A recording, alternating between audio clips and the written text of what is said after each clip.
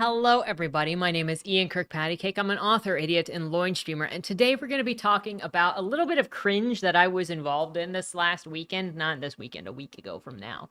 But it has to do with a discussion around banned books. And I'm going to bring in some articles to discuss things, but I also had an interaction that kind of hits it home a little bit more. I don't know which one we're going to start with. I should go and actually open those things. So we're going to be talking about banned books because, as you know, maybe you don't know because this is your first time here, but I have been covering banned books for at least 2 years now. It started last year when I covered 2 years worth of the American Library Association's banned books list. And that list is not actually about banned books. It is about books that have been challenged in schools, and it has been notated by this association. Now, whether or not you trust the association, I got my own questions for it. If you're interested in what any of those books are, I've actually got a playlist here on the channel that you can go and check out my walkthroughs of all of those books. And personally, at this point, I try to just present what I see in the books, like the story or as things are presented in the books. And I don't think it's my place to say whether a county decides to remove a book or challenge a book, or if it carries a book. I'm just trying to provide resources to some extent that if you don't want to read the book, you can get a general idea of the concept of the book, and then you can go and read it for yourself, because obviously never just trust my word for it. I've got blind spots, other people have blind spots, and I can only give to you based on my interpretation, my understanding, and also my own bias of how I read the content. But I do try to provide that, and I read 2 years worth of the ALA books last year, and then I also read the books that were new to the list this year. I've considered looking at previous year's books. I have stuff down for 2020, but I have not read any of those yet. I've thought about it. They're around. I've just been discussing other things this year. So I've been discussing that for a while. I've also been watching the discourse around it, and usually the discussion of banned books comes from saying, hey, this book was requested removal from a school, and then they act like you can't get the book. As somebody who lives in Florida, I can't tell you how insulting it is to see celebrities acting like they are dropping copies of the interview into North Korea when they come here, when they talk about coming to Florida so that they can throw banned books at everybody because they're all banned.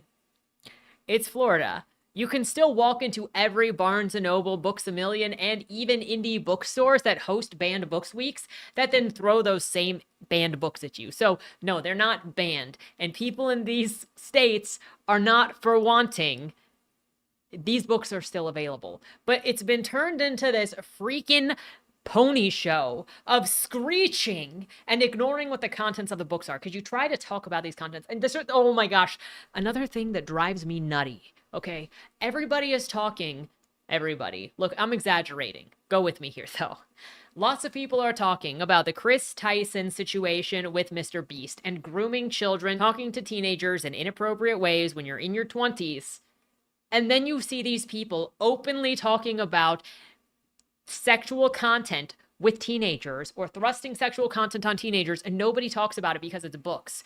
I covered previously on this channel a situation where there was like more clean books or something, and it was a hashtag started by a teenage girl who wanted to stop picking up YA books that are full of smut because she wanted like clean fiction, and she had a bunch of adults telling her that she needed to grow up and that it was some sort of Puritan witch hunt to get rid of porn and that their porn was being shot after, but it was not that. It was a teenager who just wanted clean books, and these adults didn't even know where the thing came from. They just decided to get offended at the idea of clean. And they were so stupid that they also went after people who maybe said, hey, don't force pornography on children, on minors, especially if they say, hey, please don't. And then they come to your page and get mad at you because you've got some spicy content, not even smut. We're talking about tasteful adult images.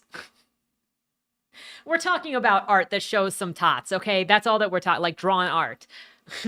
I'm trying to like make this sound less bad, and I'm just like obfuscating it and making it sound worse. But we're just talking about like a picture of a woman that's drawn, not sexual. It's just she's bare. Like if you look at Billy is a child of the forest. She has kind of got this vibe of like forest fairy thing, forest spirit, and so I like to call her a bush cat because she's got this very kind of a hippie vibe to her. And so she sits around without a shirt on sometimes. And so like it's not sexual, it's just nudity. But they'll go, you got nudity on your, look at you, a hypocrite, you got nudity around here.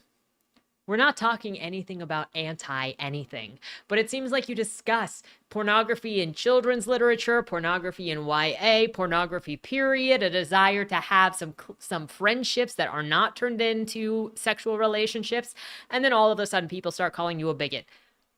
Not saying every situation, but I did have a huge comment section on my Silly Boy video because at the end I said something about a lot of relationships being turned sexual, and I don't know why that is. And somebody came in to say that that was anti-gay, to ask for friendships to exist, just friendships to exist. So, he also said you were a Puritan if you called all smut explicit, or all explicit sex smut.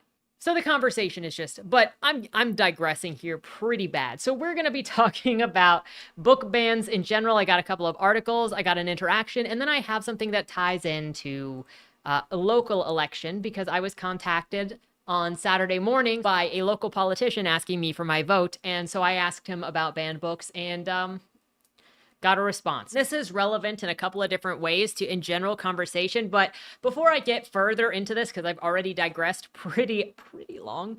Number one, if you enjoy what I do here on the channel, please remember to like, share, and subscribe for more. Number two, if you would like to be featured on this channel, check out the links down in the description below. The number one way to be featured is through Lamai, the monthly prompt writing contest, where I give you a prompt, you write a short story using that prompt, and on the first Monday video of the month, we bask in your creativity. The second way to be featured is if you are an indie author and you have a book out or a book that is coming out. If you submit it, the first chapter, to the Fresh Meat feature, it'll be read here on the channel to hopefully help more readers find your work. I might be your reader, they might be your reader, that person over there on the iPhone might be your reader. We don't know yet. The third thing is you just gotta rise and shine at the occasion. The third thing is if you would like to check out any of my books, they're available at any of your favorite places to get books, including the local library upon request. My newest novel, Bodymore Zero, is a prequel for the Bodymore series featuring these two gentlemen right here. It comes out in October. And I hope you enjoy it as much as I have enjoyed working on it. Currently working on the audiobook, so if that's your jam, I got you, it's coming. With that said, let's jump into this. Please excuse the clothing change because after I did the initial video on Sunday, I saw two new articles on Monday that I wanted to use to add a little bit more context to the discussion, specifically around the Utah books and then also around a challenge that was done in Iowa. The first is this from the Salt Lake Tribune. Here are the 3 reasons a book might be banned in Utah. And I already hate this thing right here because again, it is marketing these are banned books, let freedom read, that this is about freedom. Wait until you see the 3 reasons why a book may be removed. And remember, these are just removals from schools. Determining whether a book will be banned from Utah public schools starts with a questionnaire. The questionnaire prompts school districts or charter schools to select one of 3 reasons why they are deciding to classify a book as objective, sensitive material under the state's new standard and ban it locally, according to the record obtained by the Salt Lake Tribune. The 3 reasons, as stated in the questionnaire, are that a book, 1, contains a description or depiction of human genitals in a state of sexual stimulation or arousal. 2, contains a description or depiction of acts of human masturbation, sexual intercourse, or sodomy. And or 3, contains a description or depictions of fondling and other erotic touching of human genitals or of the pubic region. So the 3 options are very, very specific in description or depiction of this thing. Guess what? You can have stories with romantic parts in them, with relationship parts in them, without going into the descriptions of having sex, without going into the descriptions of fondling genitalia. So I don't understand why this is such an issue. And again, it's not about an overall ban. It's not about removing books, period, from the public, getting rid of them so you can't buy them, making a law against reading them in your private home. This is whether or not a public school should be providing minors with sexual content. And maybe I'm just old because I am, but remember the days when you would have to prove that you were 18 years or older to go to the pornography shop and take out pornography? Children under 18 can't even go into a sex shop. It's called illegal. Steam asks, if you are 18 years or older on some of its video games. That is more of a check than this is providing for sexual content in schools with minors. Secondly, we have this from Publishers Weekly. An appeal court delivers a mixed decision on Iowa's book banning case. The U.S. Court of Appeals for the 8th Circuit on August 9th vacated a December 2023 injunction blocking parts of the Iowa controversial book banning law SF 496. But the move could only be a temporary setback for freedom to read advocates, with the court watchers noting that the decision also rejects the state's core legal argument that the plaintiffs lacked standing to challenge SF 496 because the placement and removal of books from public schools and library classrooms is government speech, which is true. It's kind of funny that people will argue removal of books from government facilities is the government clamping down on speech, but it's like, those are government-run facilities. The government does control those. If you want to have whatever you want to have, then you either go to homeschooling or you go to a charter school. But if you want to have whatever available to your students, then get out of government facilities. In a brief but thorough opinion, the appeals court held that a plaintiff in the case, which included the Big Five publisher led by Penguin Random House, as well as 4 best-selling authors, do have standing to sue and swiftly dispatched with the state's government speech agreement. So their standing to sue is that they don't have a right to access to kids. Is that really the argument they want to go with? That these random authors in a corporation think that they have a right to kids through a school, through the government facility. What do they call it when corporations try to control the government? The government's speech doctrine holds that the First Amendment does not impose a requirement of viewpoint neutrality on speech undertaken by the government, but the appeals court soundly rejected the state's attempt to extend government speech to the selection of books in schools and libraries. Contrary to the defendant's contention, the Supreme Court has not extended government speech doctrine to placement and removal of books in public school libraries, the appeal court decision read, and adding, it is doubtful that the public worldview of the placement and removal of public books in school libraries as government speaking. Take a routine example of historical tomes on political science. A well-appointed school library could include copies of Plato's The Republic, Machiavelli's The Prince, Thomas Hobbes' Leviathan, Karl Marx's and Friedrich Engels' Das Kapital, Adolf Hitler's Mein Kampf, and Alexis de Tocqueville's Democracy in America, the court continued. As plaintiffs noted, if placing these books on the shelf of public libraries constitutes government speech, then the state is babbling prediciously and incoherently. The decision comes about 2 months after a rough 30-minute hearing in June, during which a court expressed concern over appropriateness of the plaintiff's facial challenge to the law, a legal term that applies to a broad claim that the government policy is unconstitutional as written. At oral argument in June, the court suggested that such challenges are disfavored by the courts and suggesting that the district court judge, Stephen Locker, did not do a proper analysis before accepting the plaintiff's facial challenge. Indeed, the court ultimately vacated the injunction on these grounds and remanded the case back to the district court, finding that Locker Court did not perform the necessary inquiry. In a statement, Iowa Attorney General Brenna Bird claimed victory. We went to court to defend Iowa's school children and parental rights, and we won, Bird said in a statement. That victory ensures age-appropriate books and curriculum in school classrooms and libraries. With the win, parents are no longer have to fear that their kids will have access in schools when they are not around. But lawyers told PW that the plaintiffs are likely to take the case back before the district court swiftly. And with the standing in question now resolved in the plaintiff's favor, and with the state government's speech defense knocked out, their chances of success appear strong. We are pleased that the 8th Court Circuit rejected the government speech doctrine, the centerpiece of Iowa's defense of the book ban law, a PRH rep told PW. We look forward to demonstrating the unconstitutional sweep of this extraordinary broad statute. The Association of American Publishers also took a positive view on the decision. While we are disappointed that the notion for preliminary injunction will have to be reheard, AAP reps said in a statement, we are pleased that the appeal courts have recognized the plaintiff's standing in this case, and that the court agreed with the position laid out on April 19th that book banning in schools is not protected by the government speech doctrine. We look forward to the renewal of the motion in the district court. Signed by Iowa Governor Kim Reynolds in May 2023, SF 496 bans books with depictions of sex, visual or written, from school libraries and prohibits instructions and materials involving gender identity and sexual orientation for students through 6th grade.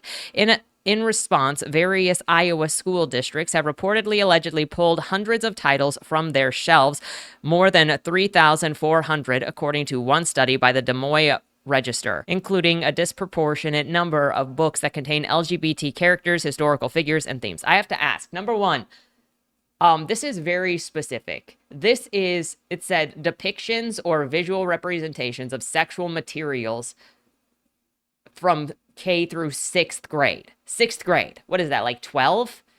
Number two, you have 3,400 copies of sexually explicit content available to kids under 12?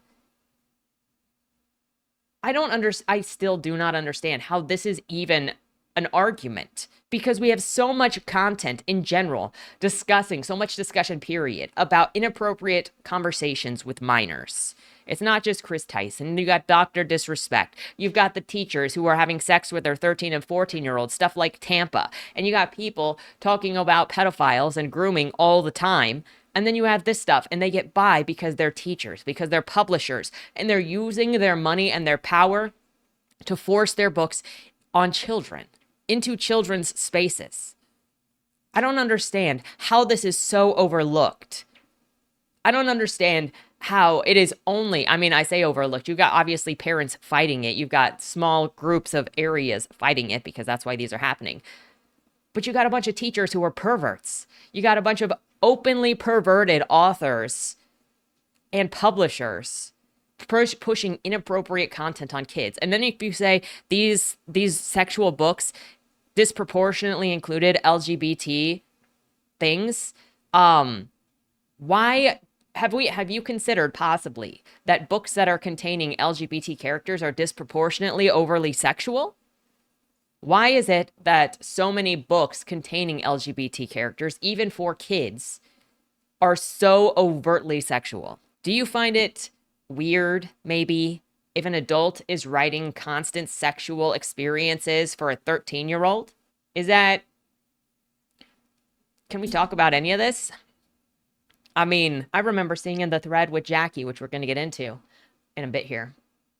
There was somebody in there that said, schools allow serial killer books, but when you have two characters of the same sex kiss, then it's a problem. None of the books, as far as I know, that were on that list for the Utah had same-sex anything. Half of them were Sarah J. Maas. So it's a removal of sexual content, period.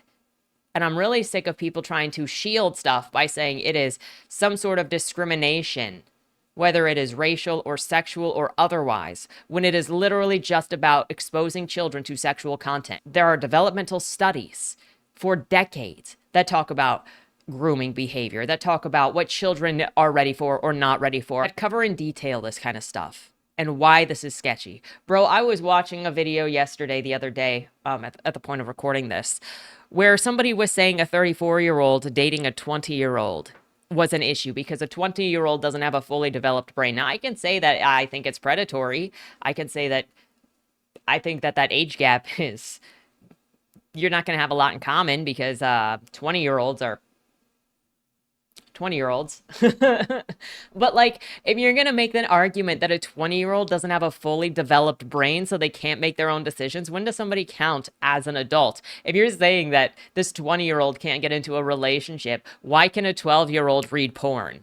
And then you wonder why there are so many adults, specifically, that are in the 20 to 40 range right now, that are inappropriately talking to minors. And you've got all of these teachers and publishers and librarians who are constantly pushing sexual content on current year kids.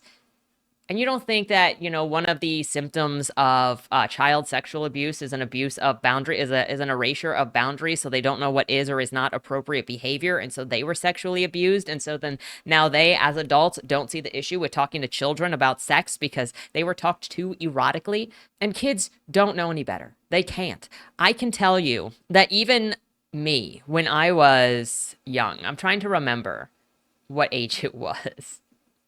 When I would play Inklink on Shockwave, and Inklink was like online Pictionary, right? And I was probably around a single digit, maybe 10 or 11. It couldn't have been past that because it was still when my family was together. And I would have people DM me within the game and ask about sexual things. And I had no idea what the frick they were talking about. That includes somebody saying cyber, and it's like, what does that mean? I do remember somebody trying to role play them walking into my house to have sex with me when they knew that I was a child, by the way, because one of the first questions they always asked on Inklink was ASL, age, sex, location. And when they confirmed that you were female, usually they were like cyber. I remember this dude DMing me and then saying he was walking into my house and described something. I don't remember what it was. I just remember panicking. And then I responded saying that my older brother came in with a sword and stabbed him, and then I closed the window. I also remember another person in there who asked me if I had a toothbrush, an electric toothbrush. And I said I did have an electric toothbrush. And he told me to put my electric toothbrush in my vagina and then ask me how it felt. Did I do it? No. I had no idea what this guy was talking about. I was just like, why would somebody do that? That's the thing, is kids don't know what's going on. And you have these people that try to groom you, that try to, push you in certain directions, asking you to do certain things when you have no idea what's going on. And specifically with these sexual books, they want you to over-identify with the characters. So then it goes, well, then you should be doing this because isn't this like you? So I don't understand how there is such an issue here and why there are so many corporations and adults, even like freaking 70-year-olds like Margaret Atwood, or you have Judy Blume that are like, yeah, we need to force sexual content on 9-year-olds. Why is this so hard? And why are none of these people marked as perverts, as groomers, as sexual abusers of children? Because does this not count? If it doesn't count, what counts as child sexual abuse? When is it grooming behavior? That's what I need from anybody who defends having these sexually explicit contents available to children that young. When is it grooming? Because at the moment, nobody can tell me. Anyway, let's get on with the rest of this. Now, one of the reasons, please understand the cringe that this is going to be, because it does involve a Twitter conversation. And I know how painful Twitter is, but I do think that it bears discussing because the person involved as literary associate involved with literary agents on her profile. And it is a very big issue in the community in general that people are afraid to speak their minds or to discuss things like this because they don't want to be blacklisted in the industry. They don't want to lose opportunities. So you can be afraid, a lot of people are afraid, of discussing people like Jackie Carusi and these opinions so that they don't get locked out of the industry. Considering I've determined that it's okay that I'm a social pariah and I'll talk about any opinion that I have and hopefully do it well enough, we're good. So I have a problem with people like her. So no, you've got author, former librarian, that's also important because she tries to flex it later, and literary associate at Focused Artists. You could say she likes books, AA lit agents at Authors Guild member. And then she's got her manuscript wish list posted. So she's obviously an active new agent. And this all started when she said, I am part of a group of librarians on Facebook, and this was posted today. This is terrifying. Shredding books is no different than burning them. I'm already going to pause and say I have recycled books. And by recycled, I mean literally dropped them in the trash to be taken to where the trash goes to be burned or shredded. You know why? Because sometimes I think a book is so bad that I don't want to be responsible for passing it on to somebody else. There are books that I don't mind passing on to somebody else. I think Avalon Timefall, I would be perfectly fine putting in a free library somewhere or taking it to my local library for them to decide if they want to put it on the shelves. I've had other books that I will not pass on. One of them was A Confederacy of Hot Dogs. I know we've got... Actually, I don't want to be too insulting to the authors specifically that I said in the trash, but depending on the way that authors have either But depending on the quality of the book or the way the author has treated me, if they were assholes to me for reading their books and them not liking the way that I talked about their books, they go in the trash, because I don't want to risk subjecting other people to the aggression of that author by dropping that ticking time bomb out there in case, that person puts a review on Goodreads or something. So I don't pass those books on.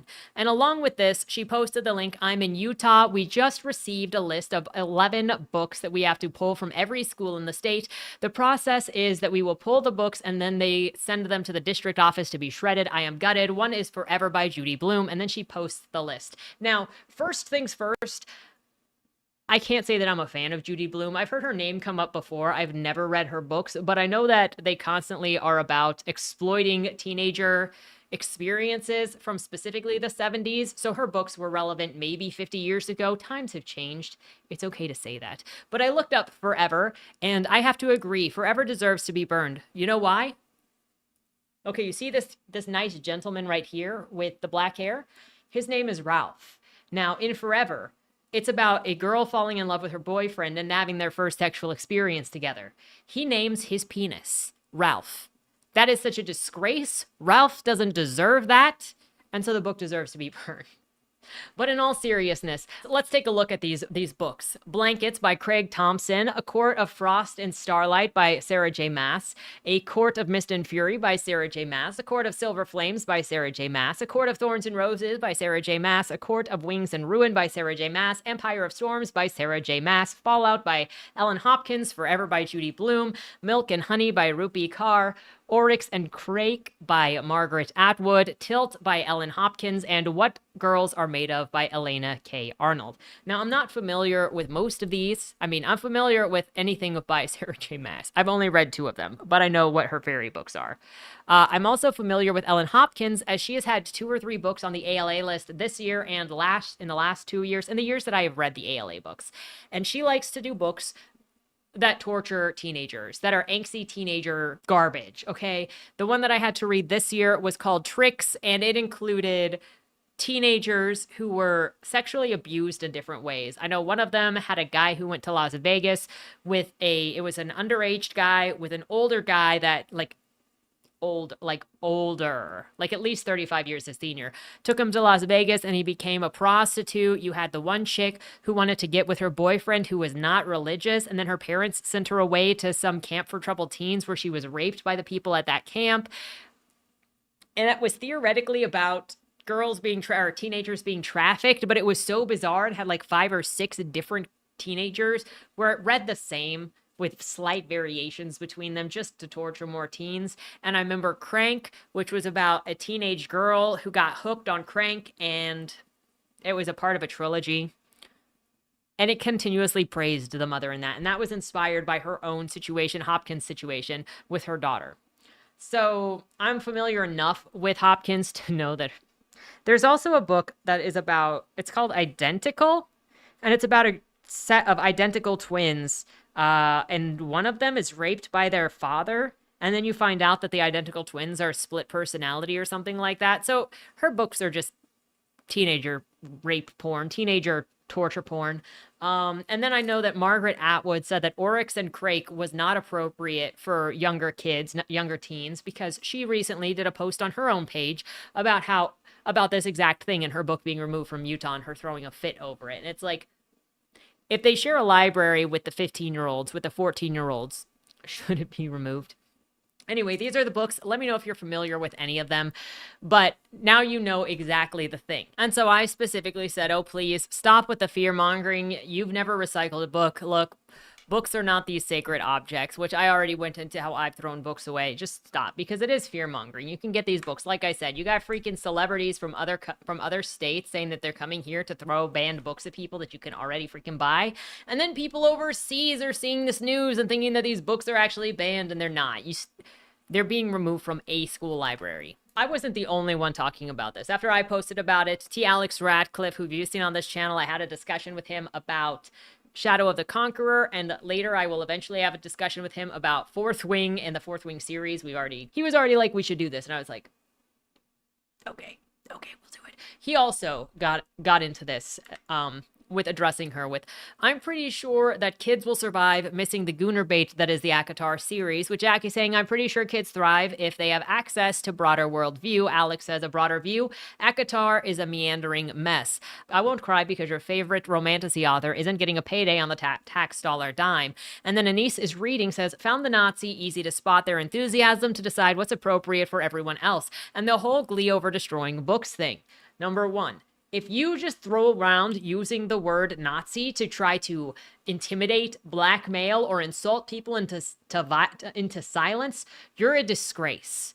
You are devaluing anything that anybody during that time period actually went through by throwing around in insults to attempt to silence people instead of actually discussing the issue. Number two, this is not trying to tell everybody else what to read. It's trying to say, don't have this in schools. The parents have already decided this is inappropriate. The school board has already decided this is inappropriate. It's not adults can't go find it. It's not even these kids can't go find it. You can find all of these books online, whether it's Libby, whether it's OneDrive, whether it's pirating, you can find them all. So nobody is determining anything. It is just the school. But they'll act like it is the end of the years forever. And yes, I will admit, I wish that I had a fireplace that I could record throwing books into because of this. We also have the response that this makes me so sad. Book bans and book destruction is wrong on so many levels. And I asked, did you say the same thing when people have been burning and defacing J.K. Rowling books for years, which is still going on because of the claims that J.K. Rowling is transphobic. You constantly have people either removing her name and reselling them or just straight up destroying them, which Jackie was the one to answer instead of April, who I was asking. She says, yes, I've never supported burning or banning books of any kind. I believe in individual freedoms and the people should have access to anything that they choose, which you would think that would also mean if you own a book, then you're allowed to dispose of it however you like. So I'm not sure how to take that. I also say, okay, so I address her about these issues because obviously I've looked into this. I've been on the ALA's website, I don't know how many times in the last couple of years, looking at this list and what different books are on the list. And so I'm not making up situations because I want to be educated on what I am talking about. That's why I started reading the ALA books, because I got sick of people saying, hey, this book is banned and it's unjust. At this point, when I see people talk about banned books, I'm like, add that to the reading list because we're going to get to the bottom of it. That's why I added Anne Frank. I now have Mouse in my possession, so we'll be reading that. I popped it open and I think the art is ugly. So I'm not really looking forward to it, but it's okay. We've got a different Hitler book to like level out the comic Hitler books. You'll see what I mean whenever I post that on the channel. But so I said, this is a list from the ALA's website. I would like to know where your line is. Do you believe that there is no line for what kids should be exposed to? Both books below are, should both books below should be in schools for K through 12. Could you please tell me where the line is for appropriate content? And on this, it is the top most challenged books of 2015 as clocked by the American Library Association. And in number 2 is 50 Shades of Grey by E.L. James, and number 6 is the Holy Bible. So I wanted to do the contrast of both extremes. And I say, you believe in individual freedoms, but people choosing to burn their own property is a no-go. What would you do with books that you don't want to donate? She says, recycling a book is different than destroying it, so no one can read it, just like retiring out a worn flag is different than burning it. When hate and control is the objective, we should all take notice. And I said, recycling it is destroying it. As I mentioned before, I've thrown it in the garbage. If there's a recycling bin, it goes in the recycling bin. But if there's not, it just goes into normal trash to go wherever normal trash goes. I have a recycling bin at the house, so the books I throw away at the house do go to recycle. Then I added, so the books that you posted are not so no one else can read them. They are still available everywhere else you get books. No response to that, if you'll notice. I would also like to know your opinion. When can kids consent to sexual content? And she says, this is a tired example. 50 Shades of Grey has never been in schools because the intended audience is adults. The books that are being banned are books with age-appropriate depictions of issues kids experience that help feel less alone in the world. And I said, incorrect. I just posted a screenshot. I'll post it again. This is from the American Library Association's own website page about banned books. It was among the top removals of 2015 along with the Bible. Are you calling them a liar?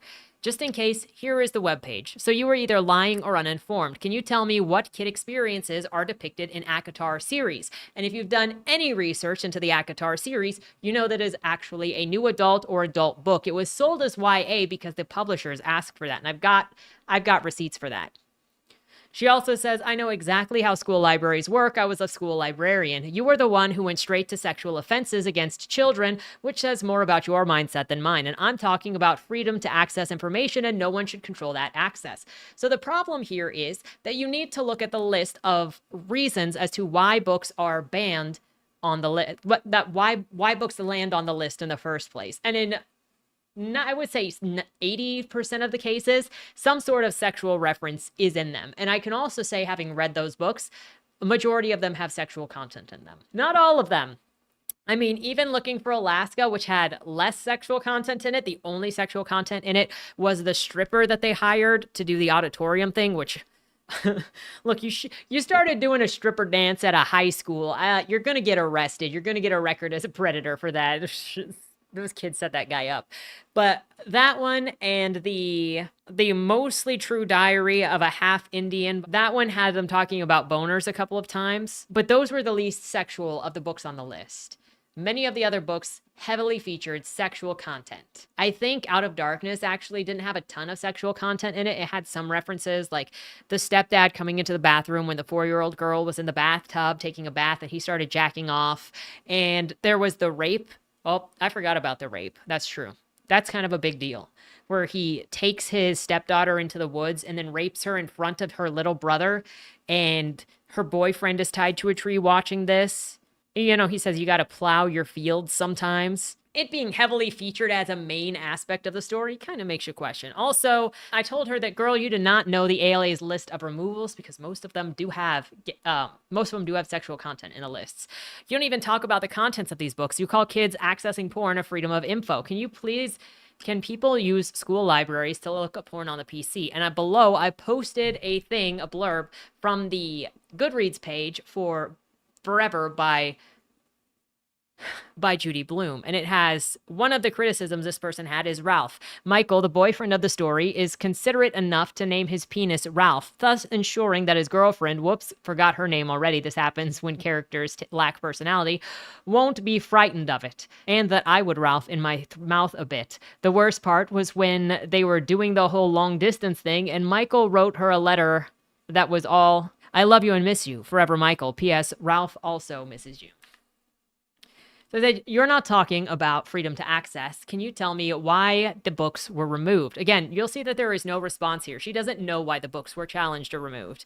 Quote, no one should be able to control access. So parents should not control what their kids have access to. Why should a librarian?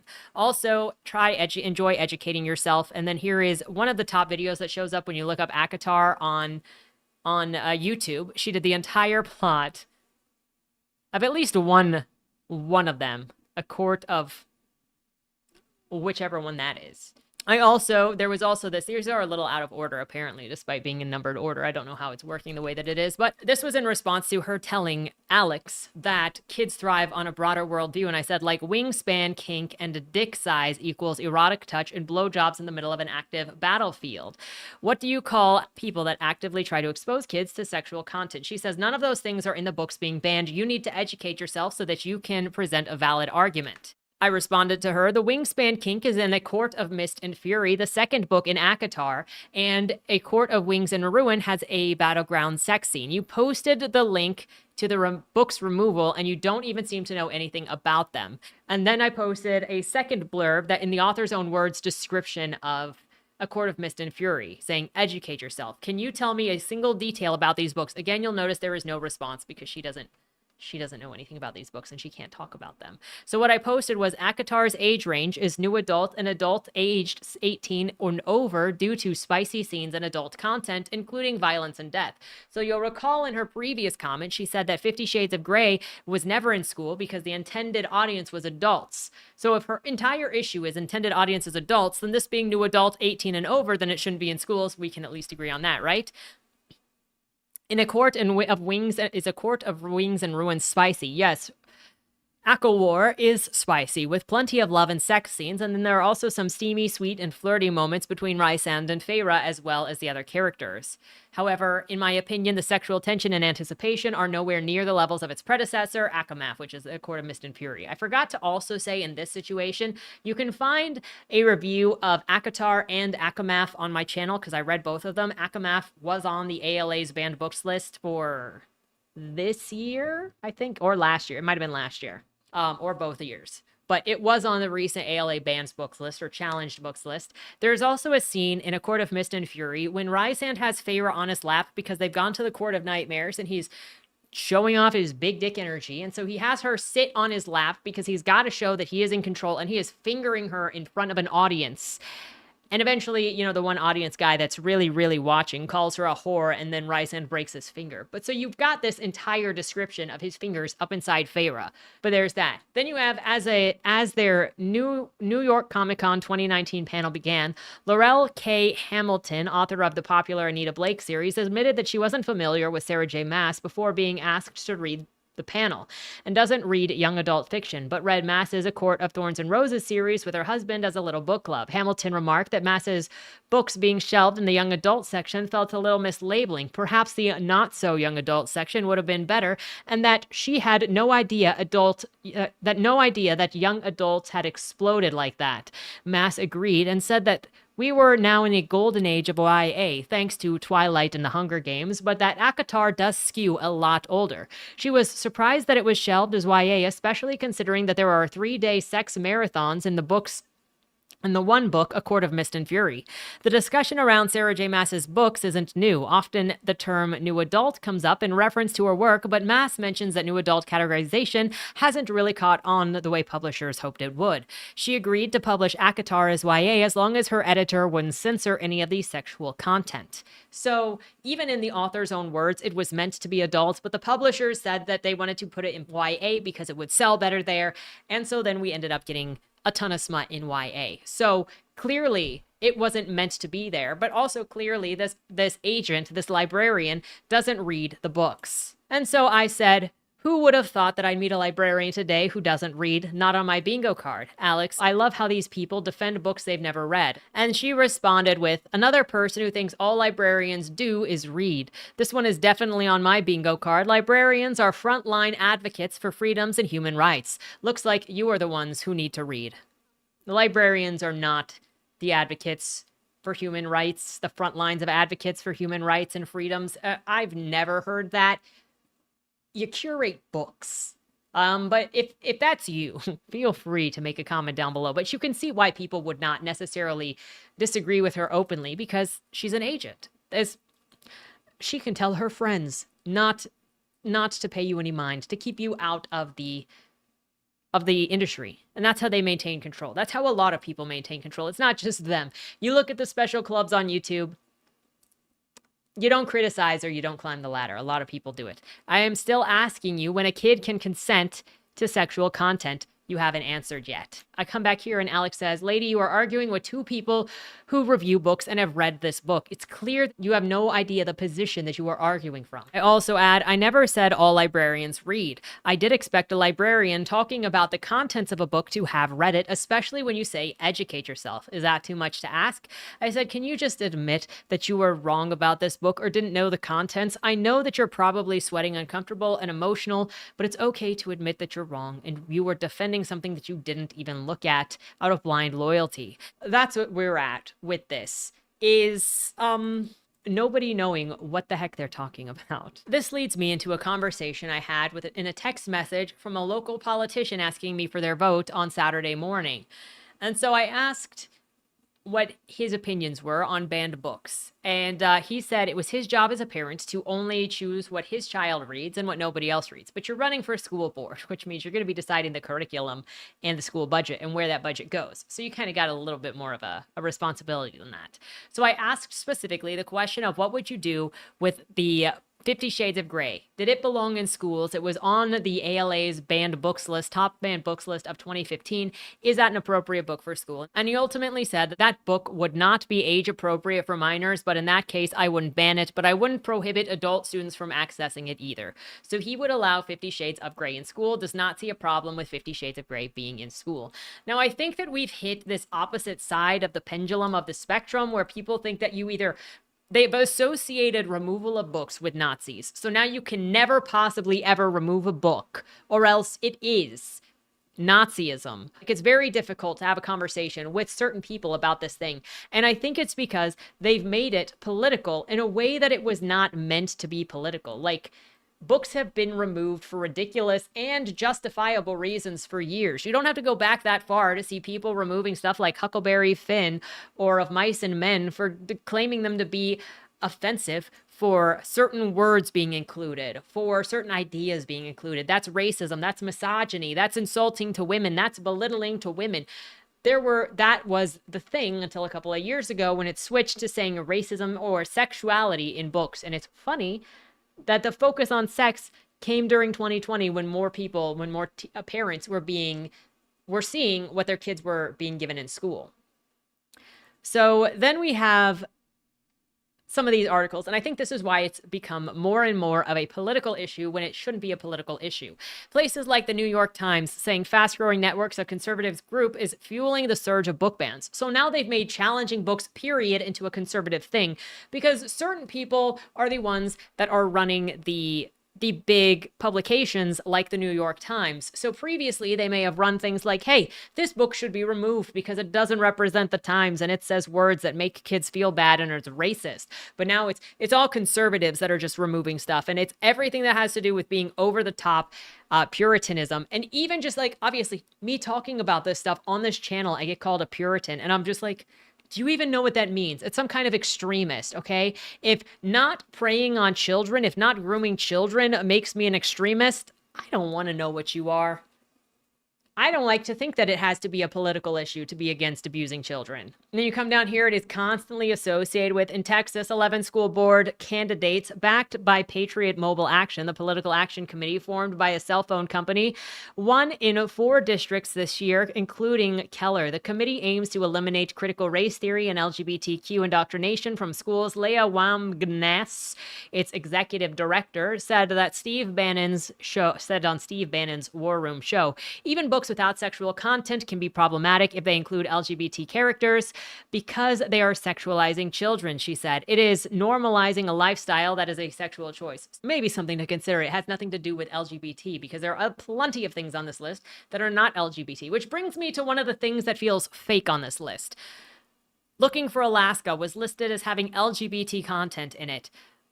I don't think that I believe the ALA listing that. It is either overzealous parents marking it because they think that they'll get better results, or it is the ALA listing that as a reason for its removal because you can then say that it is banning the gays. But there is no LGBT content in Looking for Alaska. It makes no sense to have that on the list as to a reason for its challenge. Another thing is Lawn Boy. Lawn Boy is a horrendous, terrible book. Feel free to check out the review here on the channel. I'm sure you'll love Mike just as much as I do. Called semi-autobiographical. It is about a Hispanic lawn worker who ends up coming out as gay and then goes to Disneyland. His ultimate goal. He's a very anti-capitalist, but his ultimate goal is to go on a vacation to Disneyland. I'm sure that's irony. Mention also Michael is poor. The author of the book is an upper middle class white man married to a woman who lived on an island in Washington state. Now tell me how that is autobiographical unless it was the author looking out the window at the lawn care workers from his estate and imagining what that person's life is like, what it's like to be a poor, because that's what it feels like. Now, I feel like this is all completely opinion, okay? But I feel like that author paid to have that book on there because there is another Lawn Boy book that is immensely more popular than his. And 2, you go to that author's Wikipedia page and the controversial book section is longer than any of his other credits. So that gave him more attention than anything else he's done in his career. So I call bullshit on that, okay? I think that list was paid on to. But It's a political issue, then it doesn't need to be. And people get up in arms. People have this Pavlovian response that if you say banned books, suddenly this is it. And I've seen it used as a marketing tactic in other areas. You look at Kay Webster, who made her entire sales model for her book, her incest pornography, her incest pedophilia pornography, The Wild, and it is pornography. It's a banned book because Amazon kicked it off. And so then she started selling it as a banned book, and people bought it specifically because it was a banned book. By August, about 3 months after the new members were seated, the Keller School Board had restricted or prohibited books containing profanity, violence, sex scenes, or nudity. These changes resulted in the removal of at least 20 books from the district's schools, including Toni Morrison's The Bluest Eye, Margaret Atwood's A Handmaid's Tale, and several young adult novels with LGBT characters like Adam Silvera's More Happy Than Not. Does anybody know anything about More Happy Than Not? I can tell you The Bluest Eye, 2 major issues with The Bluest Eye. I've read that here on the channel too. One of them is you've got a chapter that's from the perspective of a pedophile lusting over children. I'm not saying that that book can't exist. The question is, should this book be in schools? Should this book be available to K through 12? The second thing is a graphic rape scene between a father and 7-8-year-old daughter. One of those two. I don't know. I think we can spare that. Maybe it's just me. Not saying that they can't read it somewhere else. But I don't know why the conversation always has to come back to it being a problem for graphic sexual content in there. We have decades of research showing when it is mentally appropriate to show people of certain ages this content. And on top of that, it makes me wonder, do we have so many issues now of 20-something-year-olds from the past, who were children in the last decade, now talking to kids that were their age about sex, the 22, 23-year-olds talking to the 14-year-olds about sex so casually online because they were groomed as children. If you watched my video on Thursday, I talked about My Dark Vanessa, where Vanessa didn't realize the stuff that was inappropriate to her. And when you go through something, you don't realize what you've experienced is bad if you haven't really gone through the work you have to do to recognize what happened to you, because there's just an emotional block, a protective block. And it happens to people that go through traumatic events. And so my question is, did some of these people or some of the issues that we're seeing right now caused by kids that were sexually abused or groomed that then grew into adults to not understand boundaries, sexual boundaries with teens, with minors? I don't understand why it is so difficult to say, perhaps if a book focuses so much on the genitalia and sex of characters that it names the genitals, maybe it doesn't need to be in school.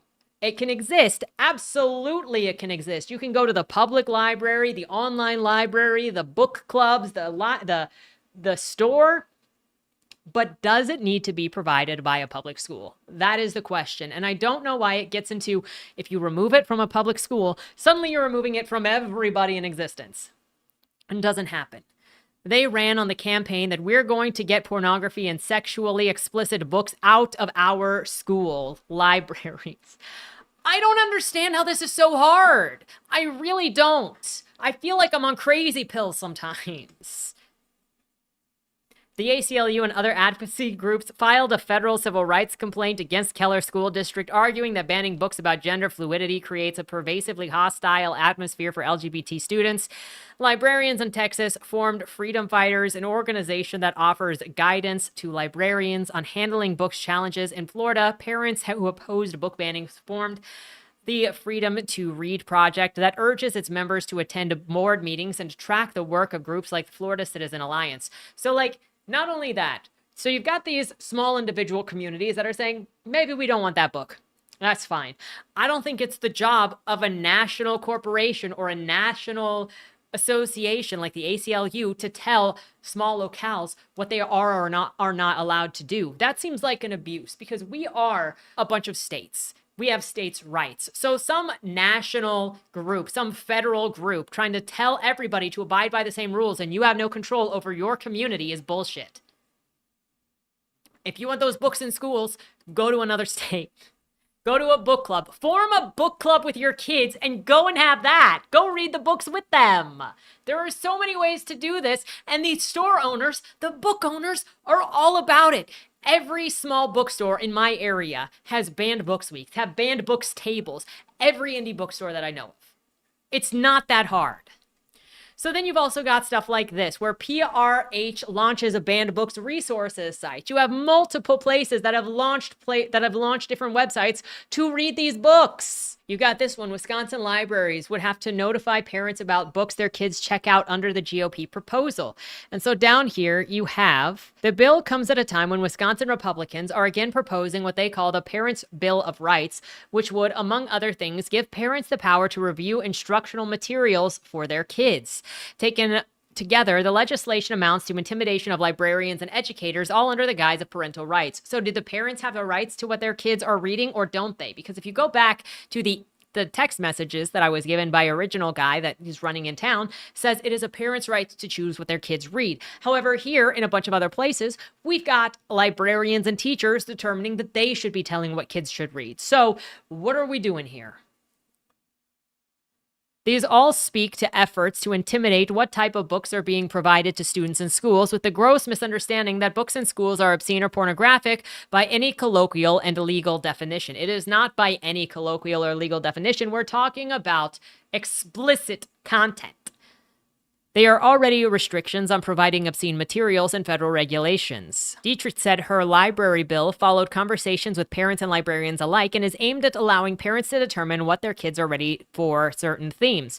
I think parents have a good grasp on that sort of material, what sort of material their kid is and isn't ready for. A representative of the American Library Association declined to comment, saying that the group is still analyzing the proposal. Democrats have proposed their own ban on book bans, which would not allow libraries to restrict materials based on partisan or doctrinal disapproval or the origin, background, or views of those contributing to the creation of the book or media.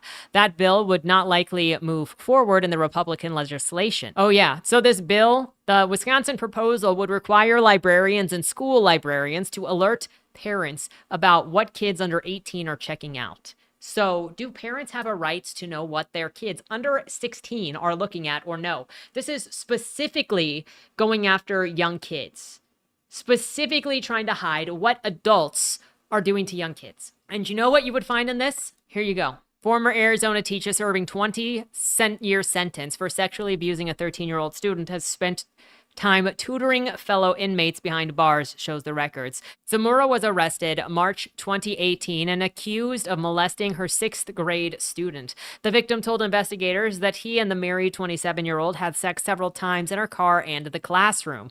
She pled guilty to sexual conduct with a minor and reduced charges of molestation of a child and public sexual indecency, and was sentenced in 2019. So this would specifically motivate people to abuse it. And there was a quote in The Gift of Fear that said, the laws are not in place to stop truly criminal people, because somebody that really wants to break the law is going to do so without the law. It's to stop the lazy criminal that would do so with the protections of the nothing there. Then you come over here to the Louisiana HB 777 bill that would criminalize librarians and libraries who joined the American Library Association, which I've covered in a previous video of how the person in charge of the American Library Association, the president, is a self-admitted communist. So if you're going to be obvious about like your political alignments and these sorts of things, then you have to expect somebody else. Because if the head of the American Library Association was a Trump supporter, do you think that certain states would be pulling out of the organization thinking that it is biased? I understand just how delicate the relationships are between between political ideologies in this country. But so I'm trying to say, if you are somebody that identifies with or has affection towards the communist side, can you understand if it was the shoe on the other foot and why that would make some people anxious? Because if you saw somebody who was a Trump supporter in the position and then they were taking out books that made you uncomfortable, would you not start being like, maybe we shouldn't be a part of the American Library Association? I don't think that it is serving our community. I think that there is a major problem of people not talking to each other in this. We've seen it with Jackie. We've seen it with these other things where you are either constantly associated with a Nazi for saying maybe kids shouldn't have sexual materials, or you're this other thing where you're being demonized for saying maybe kids shouldn't have random adults talk to them. And I'm still waiting for the adults that say, yes, hand kids all of these sexually explicit books. Where is the line between a child consenting to sexual content from an adult or otherwise? And if you say, well, kids are going to find that sexual content elsewhere on their own, then let them. But an adult does not need to guide their hand. The adult guiding their hand, knowing better, is the grooming behavior. And then they use garbage like this, where they say, we've seen Utah pass a bill that would pull books off the shelves in school libraries if the title is pulled in other districts in the state. A blatant removal of the local control the very anti-library advocates themselves demand. Idaho attempted to push through similar legislation despite clear links of the rhetoric around pornography in libraries to QAnon conspiracies. I hate this garbage more than anything. It is just like throwing extreme names at anything and everything, buzzword names to try to elicit a reaction that says, don't touch me with that, instead of talking about the issue. Nazi, QAnon, conspiracy garbage. Can we talk about the actual contents? Because if you look at Jackie, every response Jackie had, nothing to do with the contents of the book, could not even talk about the contents of the books. I spent 5 seconds going to Goodreads to get a sample of what was in Judy Blume's Forever. This woman could do nothing to talk about ACOTAR. So can we stop? The thing that I've had people come at me, whether it's this side or this side, because let me tell you, it's been both sides. I don't please anybody, and I reject all political titles, and I still get people trying to pick a title for me so that they can choose whether to insult me or not. The assumptions that are made, but I've also had people attempt to coerce or blackmail me in a way, emotionally blackmail me into behaving correctly, because they're going to throw out these buzzwords. Look at the transphobia. Look at the racism. Look at this feminist feminazi, for having opinions that maybe disagree with theirs. We can have a conversation, but if you rely on buzzwords to try to scare somebody into silence or compliance, you're a little brain. I'm sorry. Like, this is a little bit rude, a little bit ruder than I want to be normally. But I don't have any patience for coercive behavior, for throwing around labels, for alienating people by ending conversations with these buzzwords. And I have seen way too many Pavlovian responses to here's a word, and it immediately gets like instead of being able to talk about the issue. I've seen too many people assume evil or self-victimhood on things that aren't there, and they refuse to talk about them, so they only get further and further into their delusions of victimhood. I'm trying to help you. Take my hand. You don't have to take my hand, okay? You probably don't like me right now, but please. Then finally, I want to bring up this one. Lawmakers advance bill to limit book bans, give librarians more protections. So then you have obviously in the opposite direction, because either apparently everything is a Puritan book ban, or you've got to say freedom for everything, have every type of thing in schools, in which case I'm waiting for the Penthouse magazines to show up in schools. Don't let those kids down with your freedom of information. This one is in New Jersey, which also says the same thing that the guy in my state said, which is one parent should not be able to determine what another parent's child can read. The problem is the adults that work in the schools who are not going to keep track of what the kids are allowed to read, that parents cannot watch what their kids are doing at schools, and the teachers and guardians put in front of those kids have a responsibility to protect them all. And you might not agree with the removal of books. This has happened in the past where books have been removed that other people didn't agree with. If you want those books, go get them for your kids. Go get them from the libraries. But the question is, should the school libraries carry them? Opponents of the bill said that it would allow children access to pornography and obscene materials without parental permission. They said removing pornography from libraries is different from banning books. Is it not? Librarians who must earn their master's degree in library science and receive training in how to curate an age-appropriate collection said library materials are developed appropriate and responsibly selected. Look, I also hate this garbage-ass flexing. I never flex my credentials, okay? I have a master's degree in forensic psychology and a master's degree in creative writing. Forensic psychology means that I have studied the background of psychology and what creates the sort of responses that you kind of get that creates abnormal psychology. This is trying to say that you as a parent are not educated enough to parent your child, that somebody else has to determine, that you did not get a degree in training in librarianism, so you cannot determine what pornography is. That is such an elitist asshole take, okay? It's not that hard to recognize. And you should also be able to respect what parents say. Maybe don't put this in there. But the fact that they cannot recognize what pornography is, and when you talk about explicit descriptions of sex being in the books, they either look the other way or they say, well, what's it matter? Okay, so what is grooming? Can you tell me when grooming starts? How is grooming different than this? If you believe that this is not a problem, that you can hand any sort of sexual material, have any sort of sexual content conversation with a minor, what is grooming? What does grooming look like? In My Dark Vanessa, when Mr. Strain talks to Vanessa, 15 years old, about how sexy her poem is, how is that grooming? If you can't define to me what grooming behavior is because everything is fair game, you have to be a teacher to know better. And that's what this bullshit is. Is it going, I have a degree in child development, which means I know what to talk to children about. Okay, so Mr. Strain also had a degree as a teacher and was teaching in a school. Did he know better how to approach children, teenagers, and he could not violate that? Because these arguments are trash. And nobody who argues these have any answer to where it comes from, to when it becomes grooming. And none of these books about sexual education that I have read from the ALA's banned books list cover what predatory behavior looks like. None of them.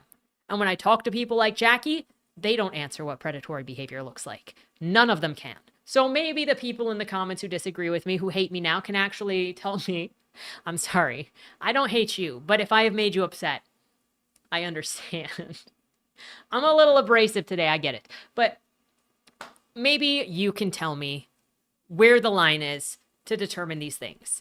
Because I think it should just be fair enough to say that, hey, maybe if it's got sexual content in it, it doesn't need to be in a school. If the parents want to give that to the kid at home, that's on them.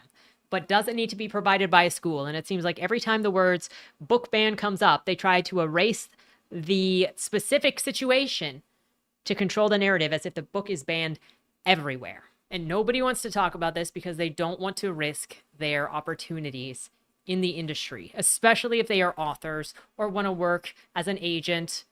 And so you only see one side of this. And so I'm already out of everything, so that's fine. With that said, let me know what your thoughts are down in the comments below. What a disaster. Okay, it's just a disaster. Thank you for hanging out with me and dealing with me. That said, have a good weekend and don't die.